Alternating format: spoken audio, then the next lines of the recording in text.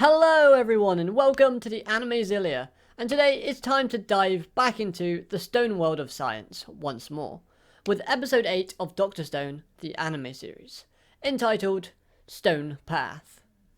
And overall, I really did enjoy this episode, as we get to see the path in which the characters are going to go down, in order to create this all-curing medicine. Now, we start off by explaining that there are two paths that we can take. One is where you can extract things from animals, and it's basically a game of chance because you're praying and hoping to get this one kind of, I think it was molded kind of thing. Anyway, we're not going down that path. Instead, we're going down the stone path. Because, well, it's Dr. Stone, of course. Easy. But it's not going to be that easy, as we see a very clear and useful diagram showing us how they're going to get to their desired creation. So, you can see the graph up on screen now, which I'm not going to go through everything on this, but I'll talk about the main points that they need to create. So iron. Iron is obviously today's sort of main problem they got to tackle. Alcohol, they've obviously got that because they mixed it with the revival fluid. Electricity, once they have the iron to create magnets, adding copper and another substance, they can create electricity. So, cool. Sulfuric acid, hot springs, sodium bicarbonate, and adding in things like urine, coal, and other sort of substances, they'll then be able to create their all-curing drug.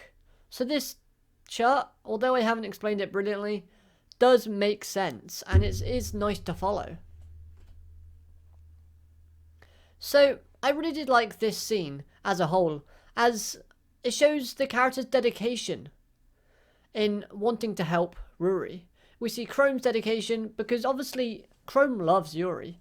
He has the thing for her basically.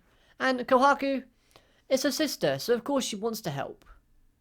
And obviously it shows us their two directions they could have gone and the direction that they're going to go. So this whole opening was actually very informative and well choreographed. However, today's problem comes in the form of manpower. And honestly, I can't blame them. And I don't even think Taiju would have been able to complete this grueling task of pumping oxygen into a furnace to help get the heat to the correct temperature for the iron sand to change into iron. Yes, he would have been able to help Taiju with his crazy mad stamina, but I think even he would have struggled. As Senku basically states that they have to pump air into this furnace for like, I think it was like 20 to 23 hours straight. And yeah, they're very sorely lacking in manpower. Because they find that Chrome has a magnet, and that can kind of pick up all the black sort of powder from in the sea, which in turn is iron sand. So that's really nice to see, and we get introduced to a new character while they're looking for the iron sand, which comes in the form of Suka, a young girl who wears a watermelon on her head. Her name does translate to watermelon, which is probably just a nickname for a character, and she is just great. All she wants to do is be useful, and in this episode, she most certainly is. She helps collect the iron sand, and she's also the one who scouts the village out to see what people would need so that Senku can win over some people and get the manpower that he requires. Design-wise, I really like her design, and the fact that she can turn herself into a watermelon to disguise herself is just brilliant. And the voice acting for this character works really nicely. All in all, a great kind of introduction to the character of Suka, and I really do like her character going forward. So then how does Senku come up with a way in order to try and get the people of the village on his side, in order to help him pump this oxygen into the furnace? Well, the answer is ramen. As they're able to get a lot of foxtail milk, which is a type of grain that's not quite as good as what you would normally use to make noodles. Because foxtail milk is super disgusting apparently, and it has a very bitter aftertaste. And this is all they've got to go with, so it will have to do. And thus, ramen is made. And Chrome, Suka, and Kohaku are overjoyed with the taste, because it's something new that they've never tried before, and Senku has just kind of gone, well, science and food are one and the same. It's all about trial and error, just like science, and so is food. So, let's create this. And Senku, he's not so happy with the taste, because obviously it's not like he's used to.